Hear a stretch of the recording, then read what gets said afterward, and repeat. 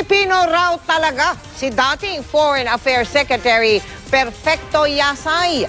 Yan ang pagtatanggol sa kanya ni Pangulong Duterte. Nagbiro pa ang Pangulo at ginaya ang kalihim sa kanyang accent sa pananalita. Nakatutok si John Sisante. Sa kanyang talumpati sa General Assembly ng League of Municipalities of the Philippines kahapon, pabirong ginaya ni Pangulong Duterte ang pagsasalita ng natanggal na kalihim ng DFA na si Perfecto Yasay. Si Yasay naman, well, I don't know why I was ousted by the Commission on Appointments, but the fact is that I did not lie.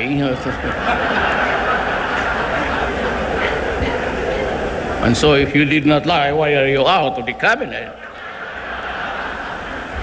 Matatandaang noong nakaraang Miyerkules, sumalang sa Commission on Appointments si Yasay at nireject ng komite ang kanyang appointment, kasunod ng pagsisinungaling umano nito tungkol sa kanyang citizenship.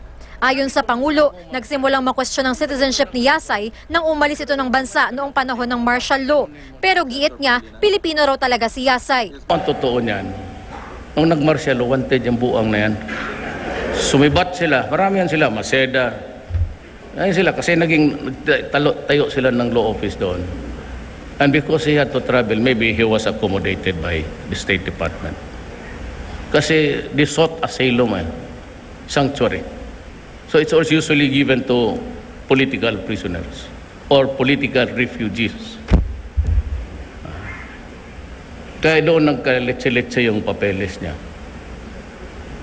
Yun ang talagang totoo. Kasi roommate ko nga. Pero ang presentation na kasi, pero kung magtanong ka Pilipino yan siya, si Pilipino talaga yan. Kanina, sumalang sa CA sa Education Secretary Leonor Briones. 76 years old na ang kalihim, kaya tinatanong raw siya tungkol sa kanyang edad. There is no correlation between the state of my knees and the state of my brains, as well as the capacity to analyze challenges, whether these be related to education, to finance, to politics, and the economy. Lusot sa CA si Briones matapos kumpirmahin ang kanyang appointment. 4 na miyembro pa ng gabinete ang naghihintay ng deliberasyon at desisyon ng CA. Pero dahil magsa-session break na ang Senado matapos ang linggong ito, maituturing na silang bypass ng CA at kailangang i-reappoint ng Pangulo.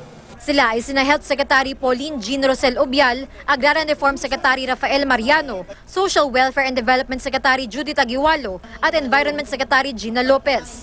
Magbabalik sesyon ng CA sa Mayo. Jam Sisante, Nakatutok, 24 Oras.